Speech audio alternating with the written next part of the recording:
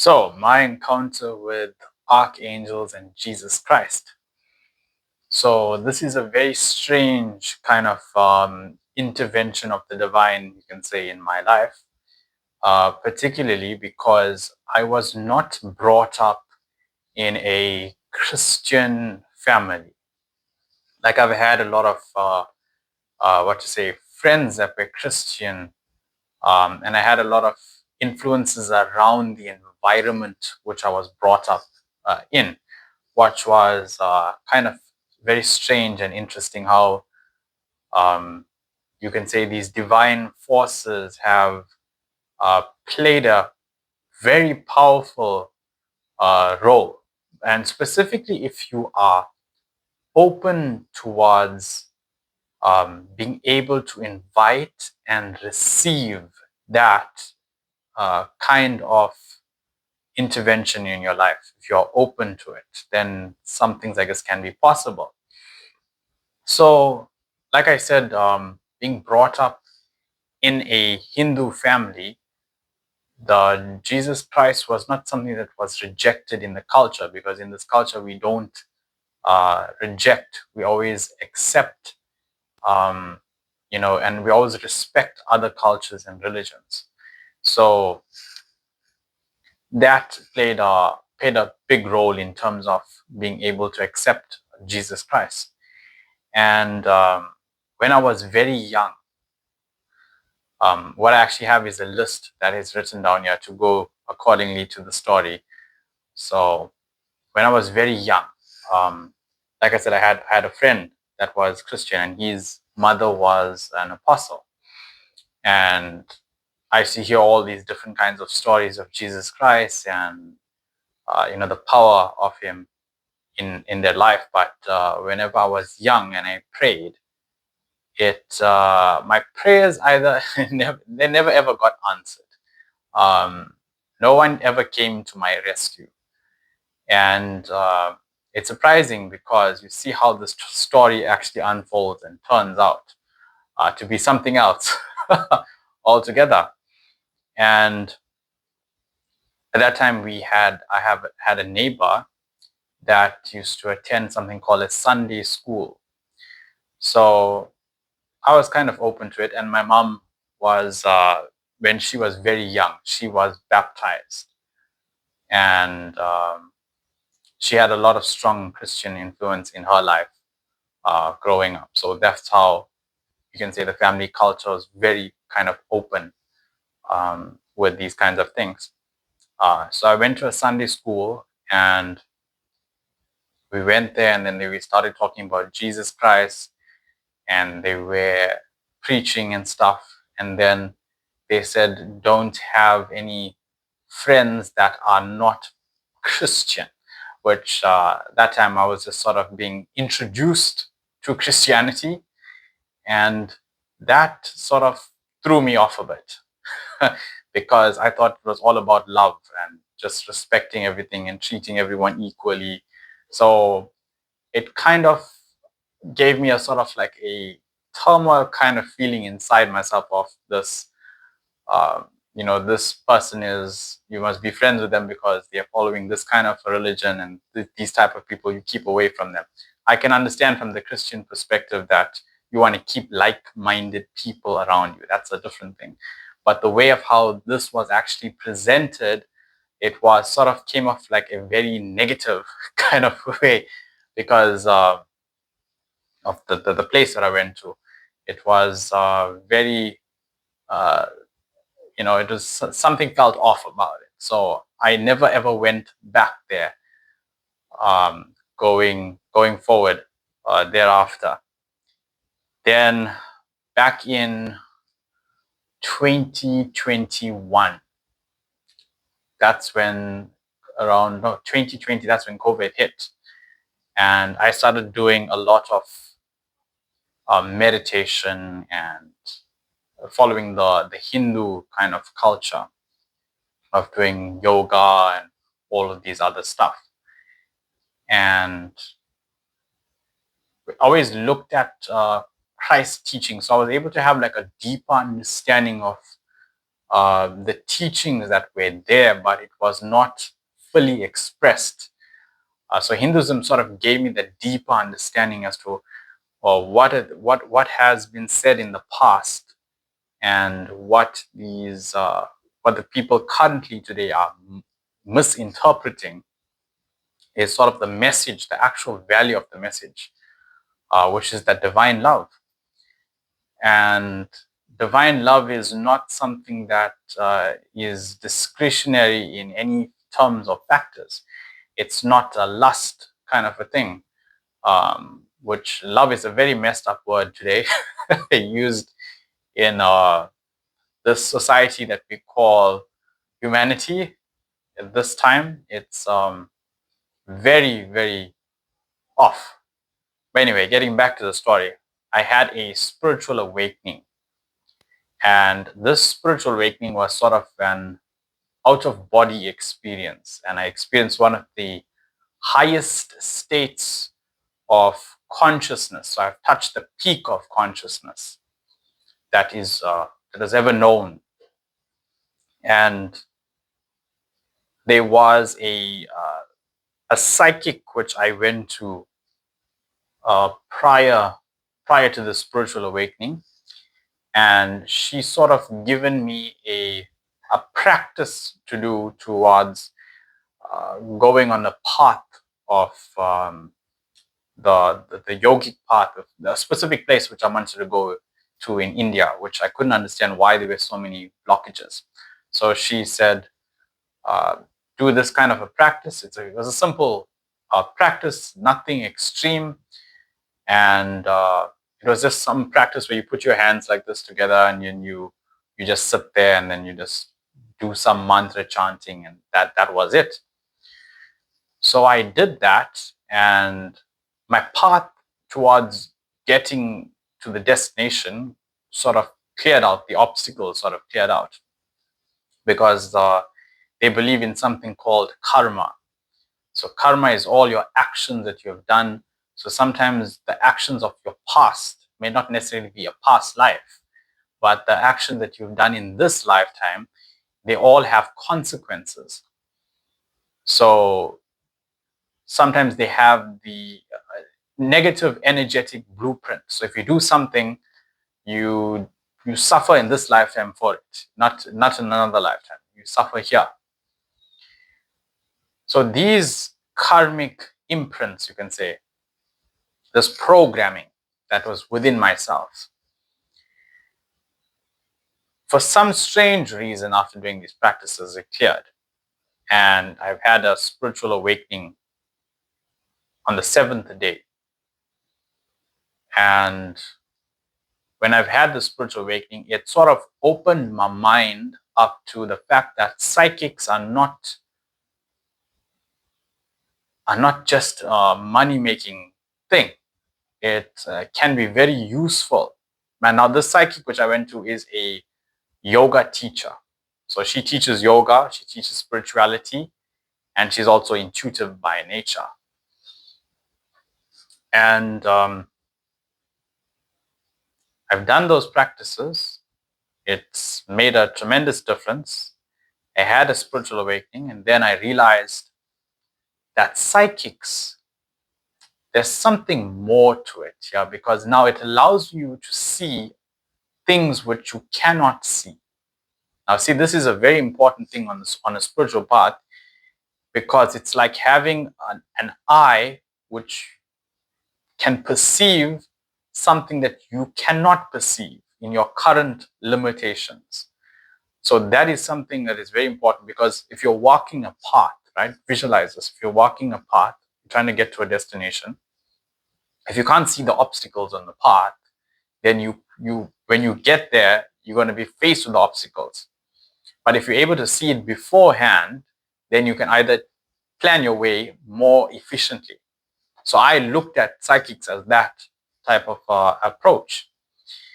And around that time, I went to the psychics. I said, the reason why your path is blocked, and these were all free tarot videos. You can check I spent 6 months with psychics, 12 hours every day video.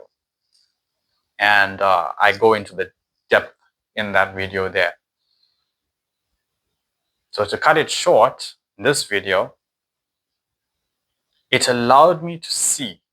And then once I was able to see, what was actually very prominent in those reads was the fact that I'm not destined to walk on a spiritual path as a monk or what is called as a brahmachari in Hinduism, or if in Christianity they call it a nun or whatever. So that type of lifestyle, that's what I'm trying to say.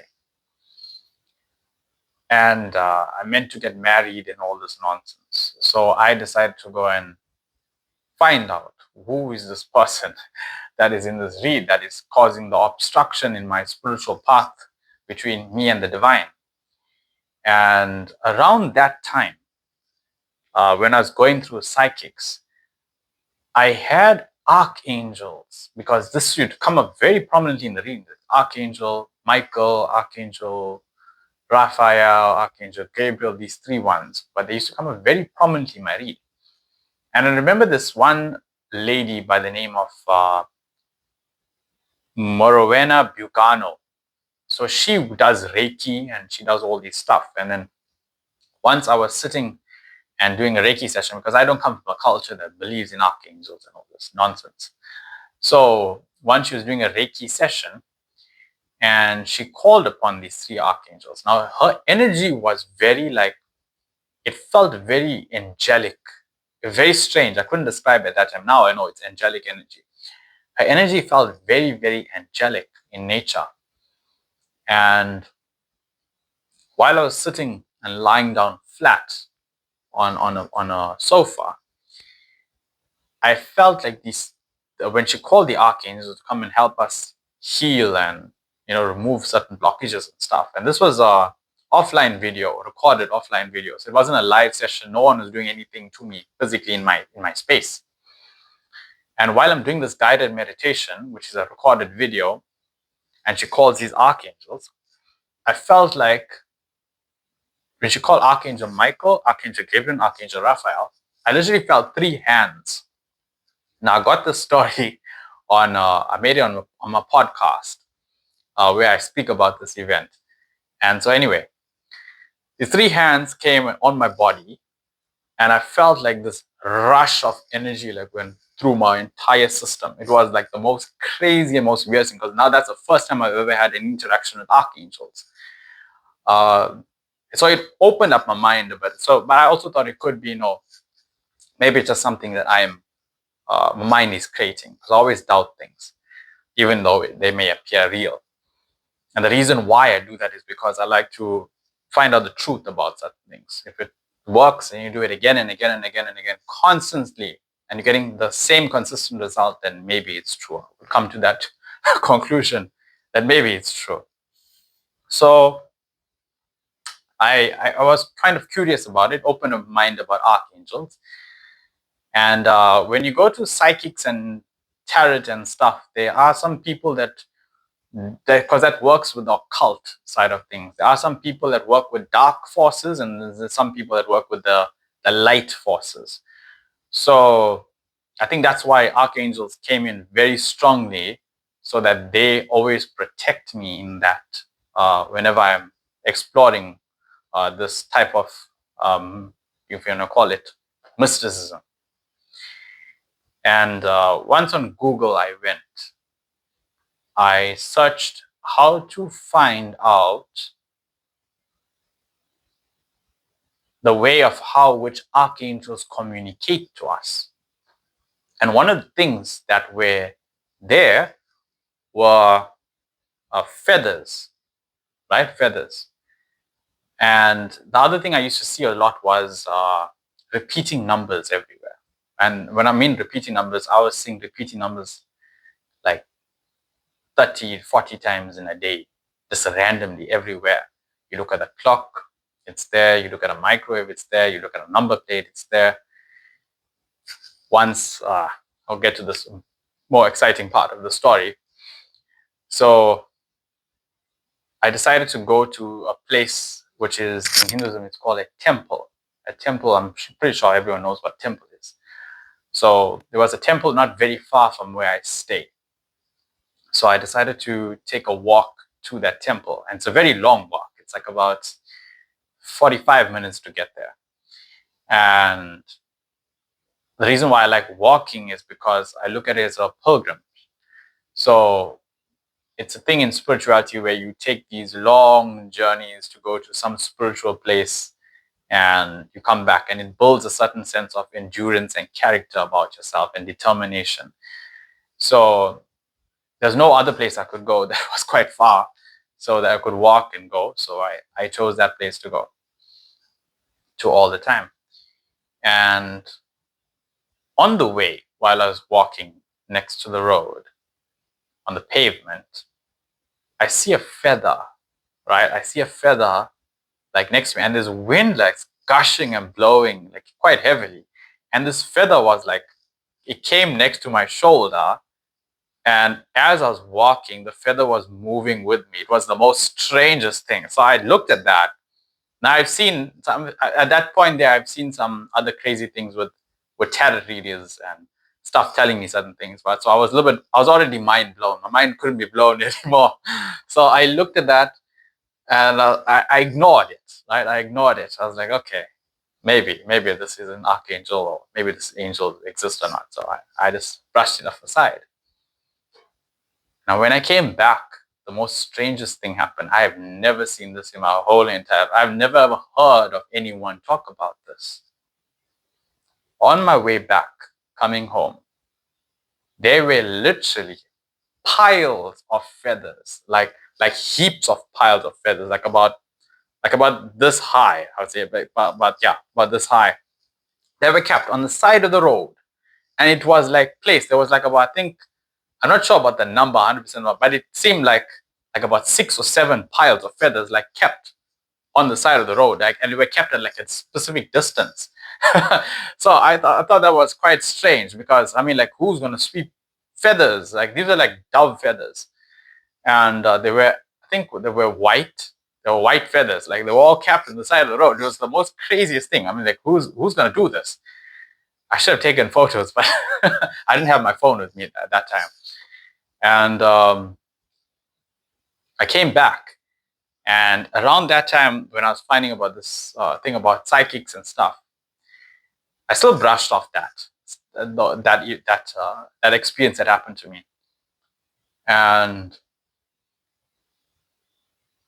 at that time, there was this thing that kept on coming up in my psychic readings about twin flame.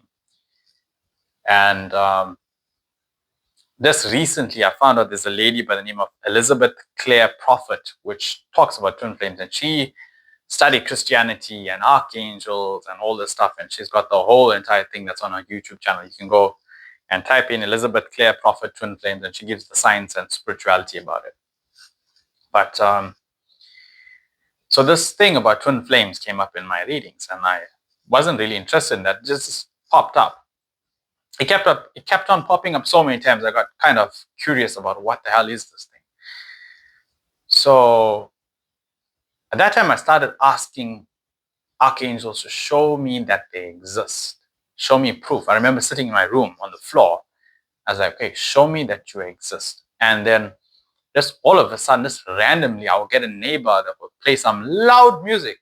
And that loud music will have the lyrics in that song. Like, I would hear the lyrics in the song, and that song is the answer to the question I was asking. It was the most craziest thing.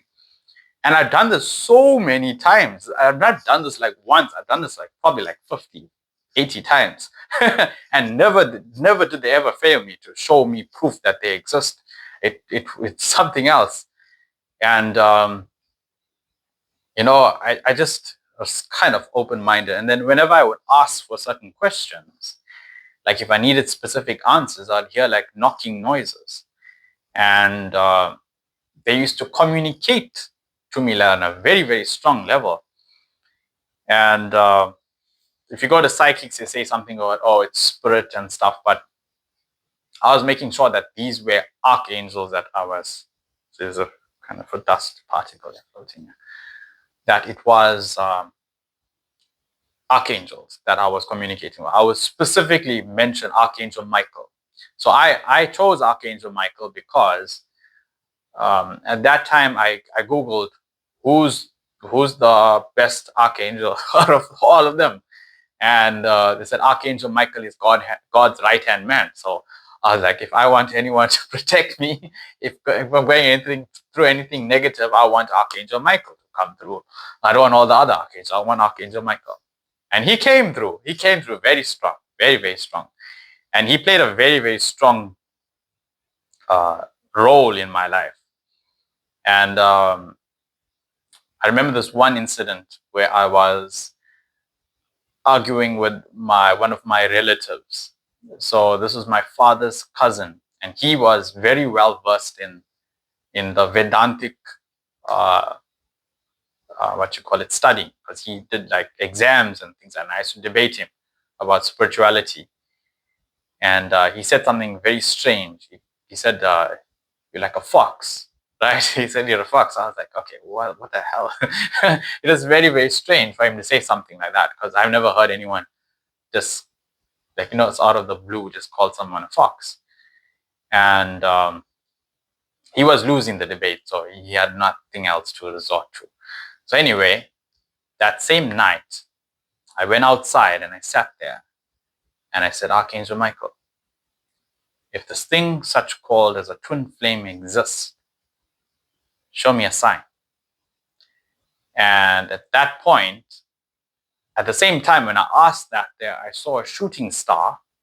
And the same time, some random neighbor played a music where I can't remember the song, but the lyrics when I Googled it was, she's the hunter, you the fox. It was the most craziest thing. At that moment, I was like, what? So, there's certain, after that story there, and after finding that this thing called a twin flame does exist, when I ended up finding a job, because I just left to India and I came back. I remember when I found this job, my manager, his name, he had a middle name. His middle name was Michael. And apparently that's one of the signs when archangels, they sort of manifest in people as well. And I remember for certain things that I could never do in life, from that point, I would ask Archangel Michael to come in and assist me with certain things. I have a meditation, it's called a shadow work meditation, on this YouTube channel. And very powerful the meditation is, because when I created it, I asked the archangels to come through. They came in very, very powerful. And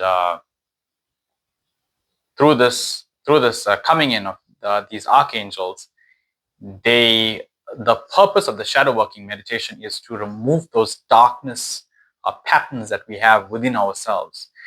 And sometimes we have these limitations and things that we try to do in life that stop us.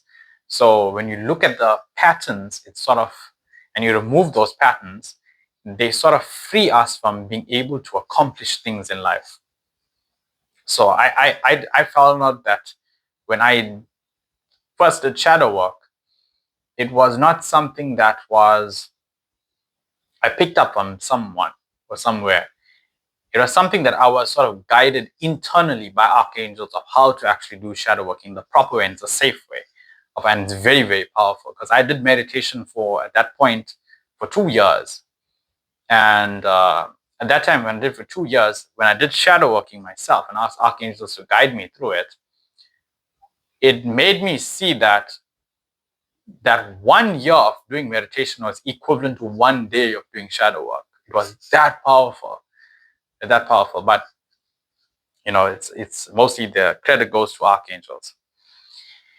Then around this year, January, so 2024,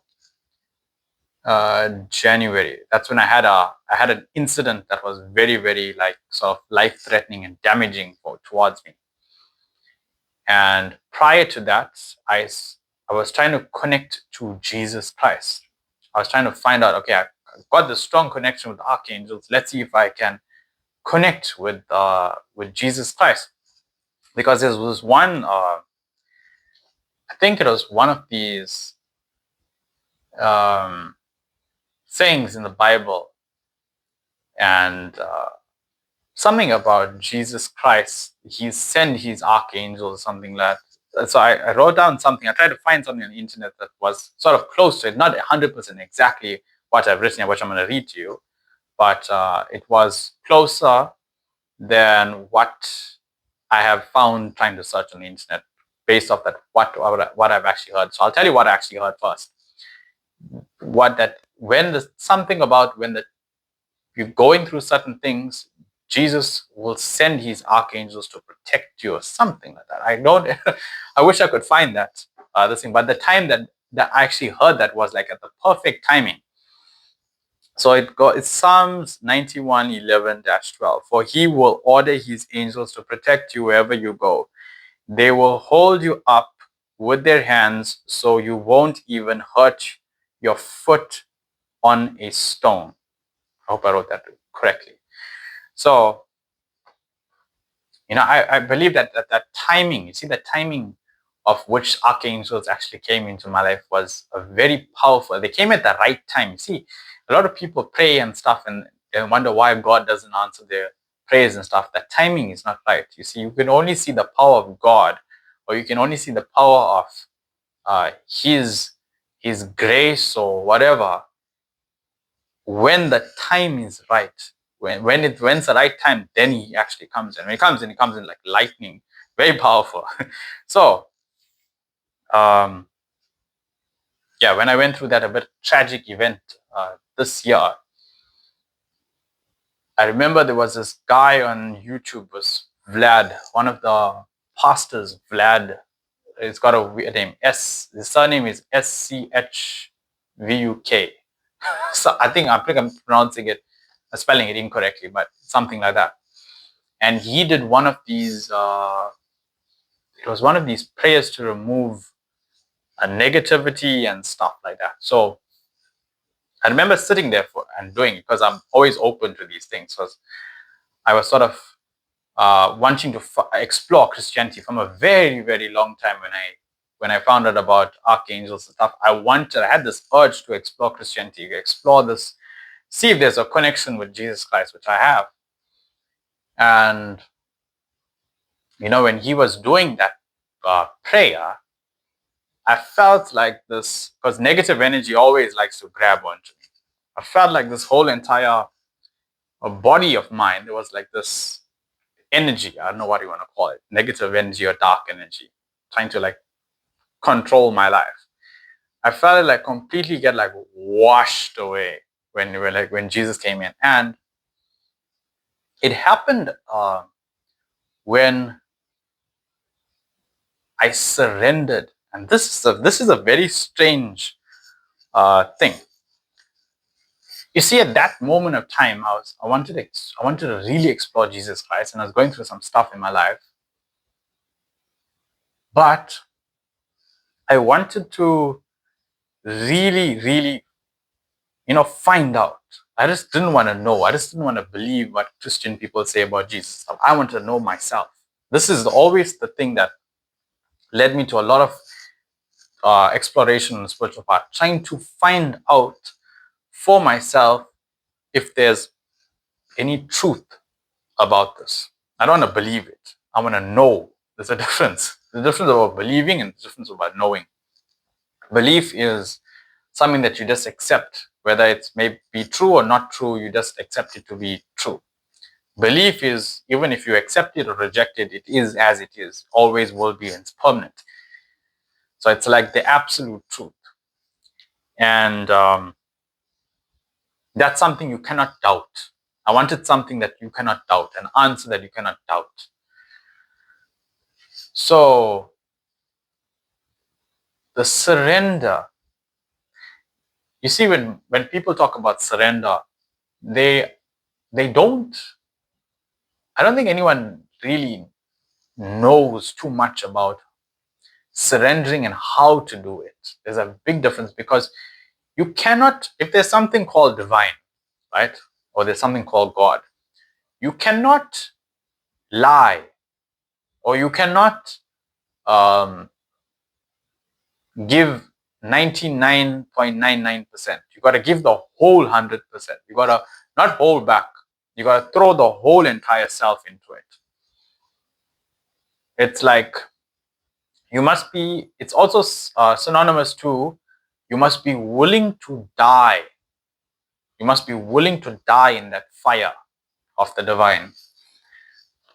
And through that dying process of you willing to know, and you're willing to do everything in your power to know, you want to find out.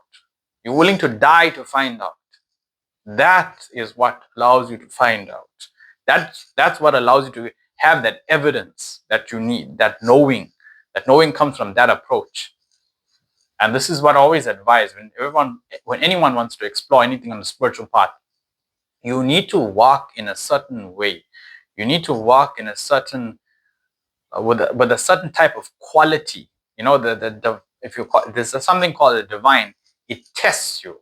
The quality, you got to go through a quality check in order for the divine to answer you.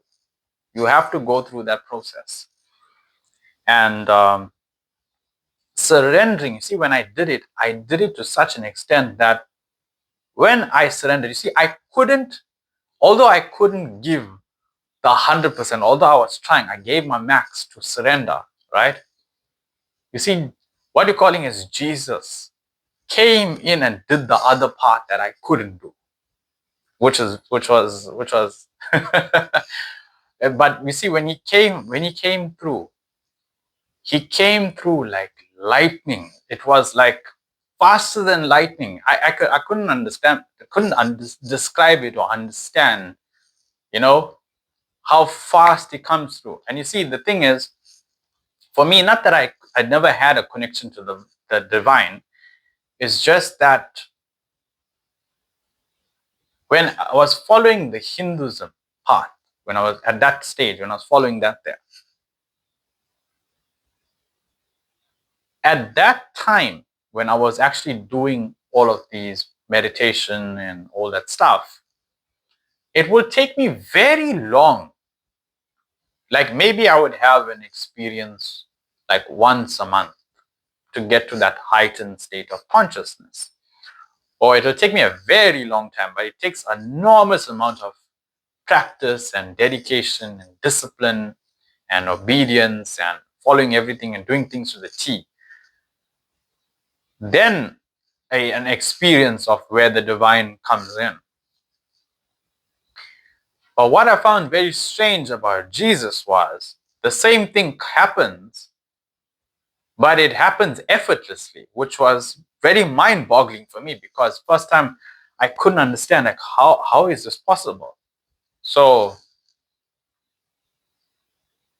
I think that's why Christianity is so widely followed in today's world, because it's very easy.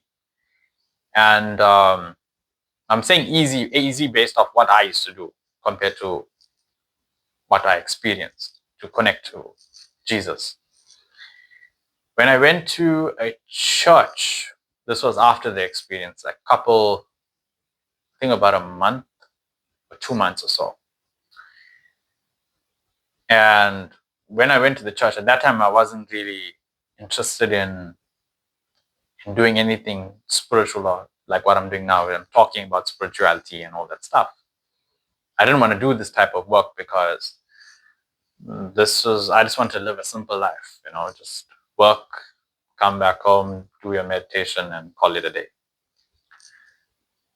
Then when I went there to this church with one of my cousins, he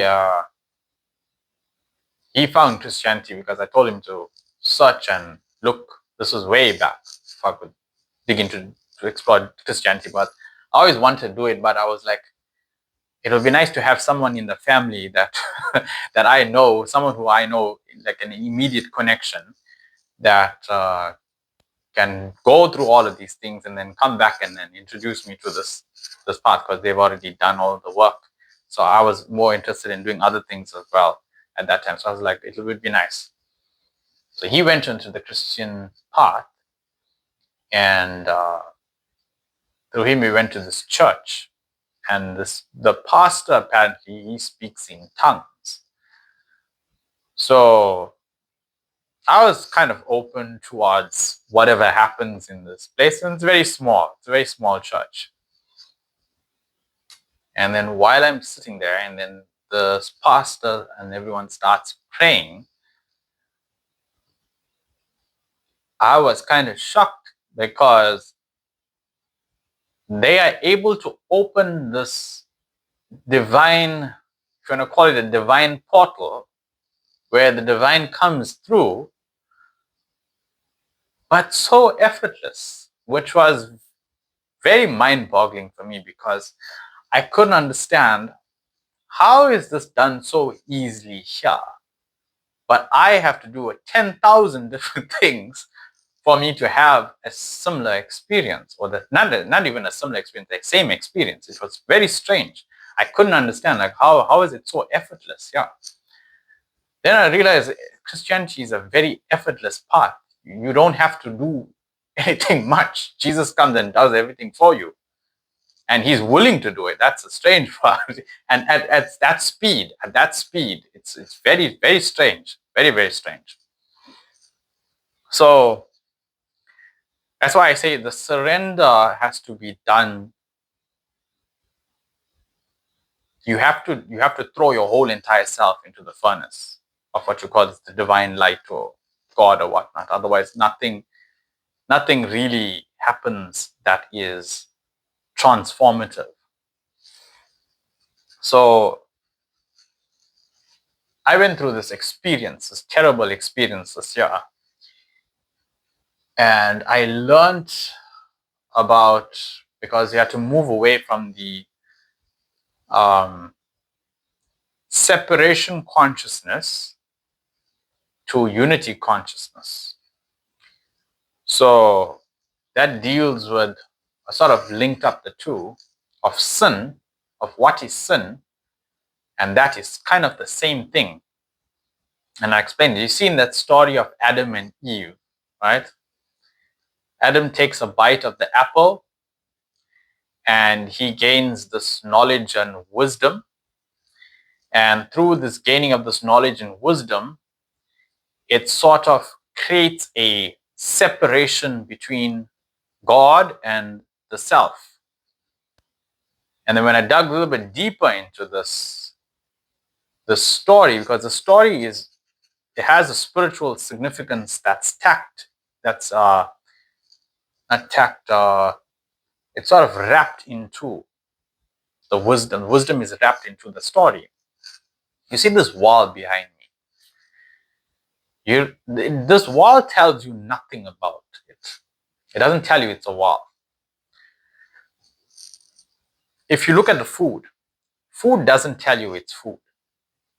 We have learned through the knowledge that is food, that's a wall, or what is water, because of survivability and stuff. We have learned and we picked up all these things. In actual fact, we have made up all these things, because these people didn't know what these things were initially. So they said, this is what this is what that is. It goes all the way back. So someone has taught them what those things really mean. So someone eventually created all these things in terms of the meaning of what this is called, what's that, what's this, and they passed that down, and everyone's used that those words to be able to identify what's this and what's that. So this is the knowledge.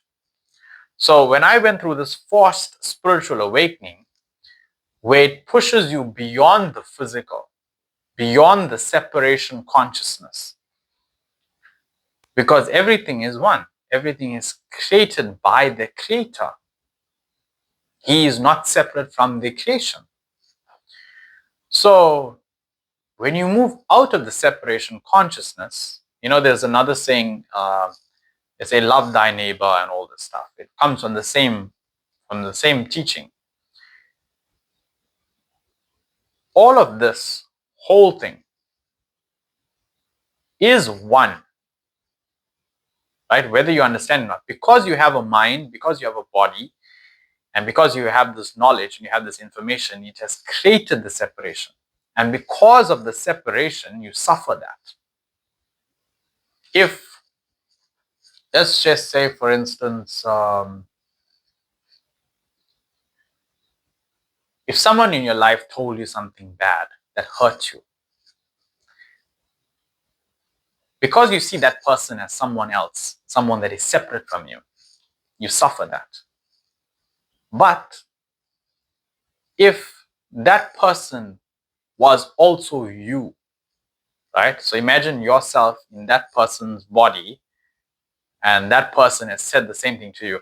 Your response and your way how you react will be different because you know that's you talking to yourself. So in the similar way, this is what I am saying.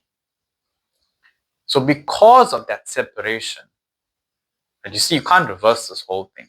The only way to reverse the whole thing is to transcend the separation. When one does that, then the suffering and all that stuff stops. So when I was going through this fourth spiritual awakening, the suffering and everything stopped because I moved away from it. You can't intellectually do this. You have to experience what I'm saying. You have to actually move out of the separation consciousness. You have to move to something called unity consciousness. There's some teachings on YouTube about unity consciousness and separation consciousness. It's taught by a lot of spiritual masters. And through that, you are free from the suffering. Through that, you get something called an experience called samadhi, which cannot be something that can be conveyed on the level of the mind. I speak of what is nirvikalpa samadhi, or how to experience it on this channel. I got one of the videos. You can go and check that out if you're interested. The other thing was, I checked with Jesus Christ is, everyone says that he's God. You see, this comes from separation consciousness. Is he God? You see, what is Jesus and the Creator is the same thing. Jesus and Creator is the same thing. Now, I think in Christianity, they're sort of seeing that Jesus and the Creator is the same thing. But before, it was Father, the Son, and the Holy Ghost. They're all part of one.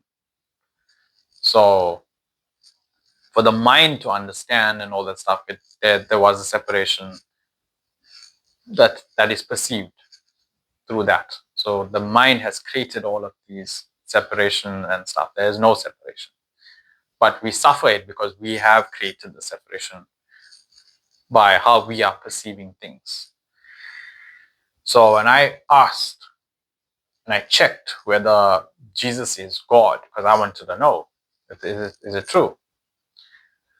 So this was not something that was intellectually transmitted to me, or something that was transmitted to me on a mental scale or through words and stuff. Because of this fourth spiritual awakening which I went through, the soul within myself knows certain things. I can check with my soul because my soul is eternal. You see, I, within this physical body, have a limited span of knowledge, limited vocabulary. I am limited in this physical body because of the limitations. Everyone is. But the soul knows beyond this body. It knows before time. So the soul did sort of indicate that, yes, Jesus Christ is what you're calling as God. He is God.